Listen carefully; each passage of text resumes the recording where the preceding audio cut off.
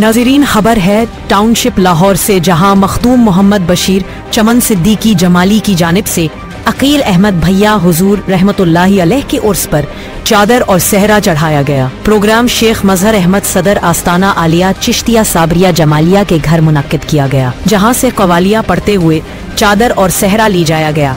इस मौके पर हाजिरीन की बड़ी तादाद मौजूद थी। तफसीलात जानते हैं काशिफ शहजाद की रिपोर्ट में। अकील अहमद भैया हुजूर के उर्स पर मखदूम मोहम्मद बशीर चमन सिद्दीकी चिश्ती जमाली ने चादर और सहरा चढ़ाया। चादर और सहरा ले जाने की तकरीब शेख मजहर अहमद सदर आस्ताने आलिया चिश्तिया जमालिया की रिहाइशगाह पर मुनक्किद की गई, जिसमें हाजरीन की एक बड़ी तादाद मौजूद थी। उस मौके पर कव्वाल हजरात ने नात और मनकबत पेश की।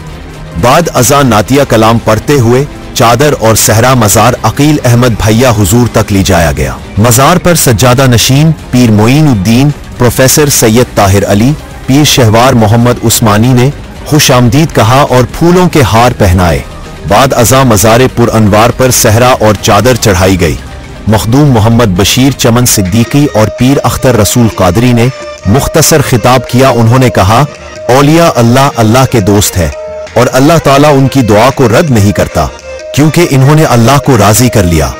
बाद अज़ा मखदूम मोहम्मद बशीर चमन सिद्दीकी साबरी की जानिब से पीर मोइन और दीगर की दस्तारबंदी की गई।